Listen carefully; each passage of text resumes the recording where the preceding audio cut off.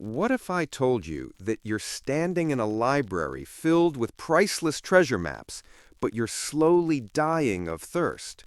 Because that's exactly where most of us are.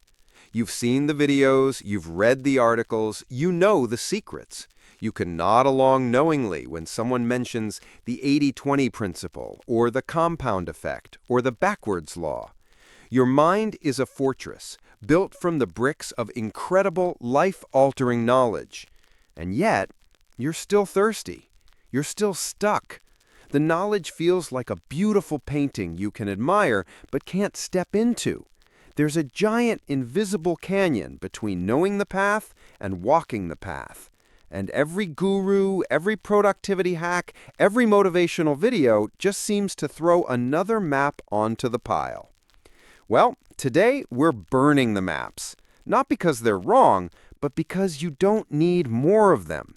You need a compass, a simple three-step system that takes all that brilliant theory you've collected and finally turns it into reality. This isn't about learning one more secret.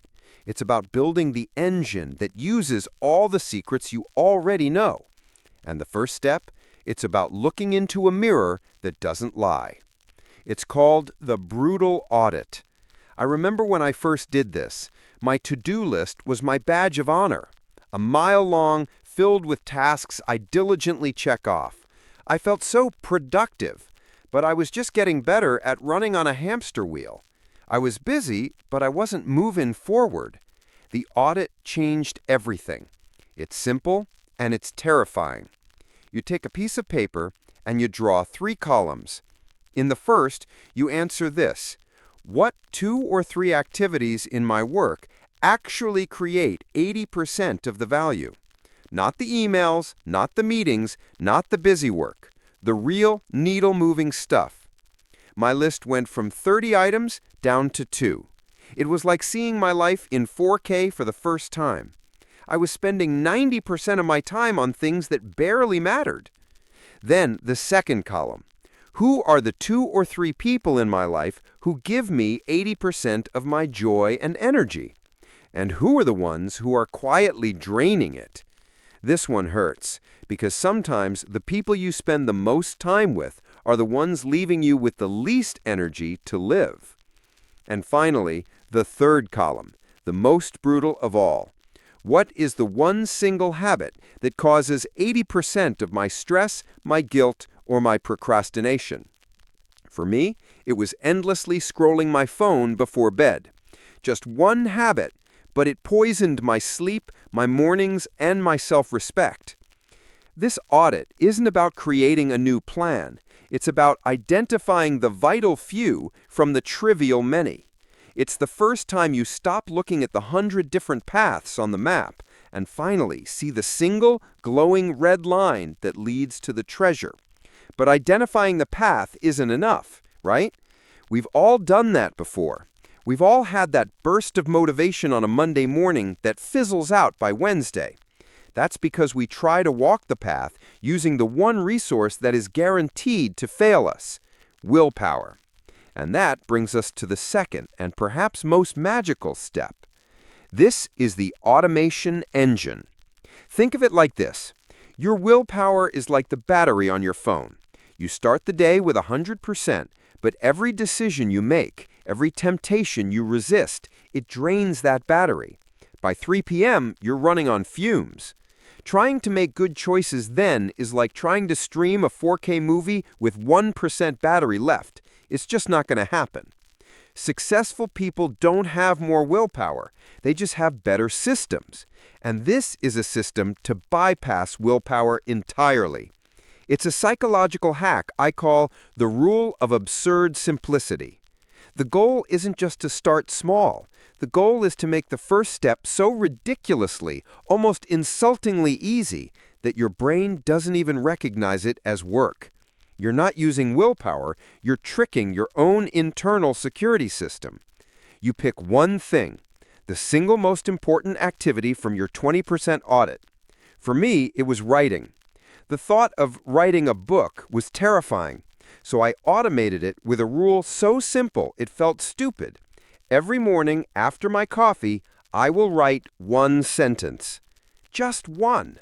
Not a page, not a chapter, one sentence. Some days that sentence turned into a paragraph. Some days it turned into 10 pages. And some days it was just one terrible sentence. But it didn't matter. The habit wasn't be a brilliant writer. The habit was show up. By making the action absurdly simple, I bypassed my need for willpower entirely.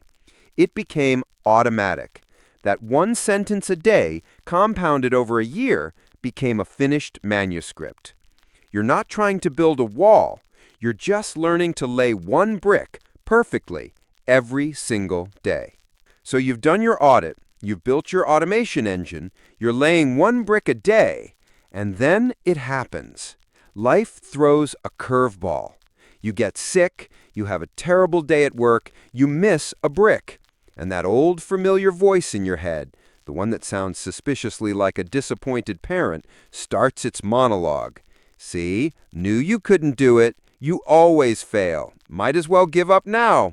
It's a venomous voice, and we all have it. This is the critical moment where every New Year's resolution goes to die. And this is where the third and final step saves you. It's the art of the rebound. Let's go back to the idea of control. We think success is about maintaining perfect control, an unbroken chain of perfectly laid bricks. But that's a fantasy. As the Stoics knew thousands of years ago, you don't control the ocean. You only control the rudder of your tiny boat. You can't control the waves of chaos that life will inevitably send your way. Trying to is the very definition of insanity. So what can you control? Your rebound. My first few weeks of the one-sentence rule were great. Then I had a brutal week and I missed 4 days in a row. The old me would have been crushed by the failure, but the new me had a different rule. The rule wasn't never miss a day. The rule was never miss 2 days in a row. My only job after failing wasn't to feel guilty or to try and catch up on 4 days of writing. It was simply to write one sentence the next day, to get back on the board. That's it. That's the whole game. It's not about being perfect. It's about how quickly you can forgive yourself and get back to laying the next brick after you stumble. It's about adapting to the chaos instead of trying to command it. Because consistency is not about an unbroken streak. It's about minimizing the time between your failures. So there it is. The system isn't another map to add to your collection. It's a compass that works with all of them. The brutal audit to find your true north. The automation engine to build the vehicle that drives itself. And the art of the rebound to navigate the inevitable storms. You see, the ultimate paradox is this. The desperate search for happiness is what guarantees you'll never find it. It's a cat. The more you chase it, the faster it runs. But if you stop chasing it and simply focus on building a warm, meaningful place to sit, it often comes and curls up right on your lap. This system isn't about finding happiness. It's about building that warm, meaningful life. Happiness is just the inevitable byproduct. But there's a final unspoken layer to this system. It only works if you're automating the right things. And the method for finding those? Well, that's a secret for another time. You already have all the knowledge you need. The question is no longer what to do. The only question left is, what's your first brick? And if you want to know how to apply this exact same 3-step system to the most stressful area of all, your finances, to build wealth on autopilot, well, you might want to stick around for the next video. Make sure you're subscribed because we're just getting started.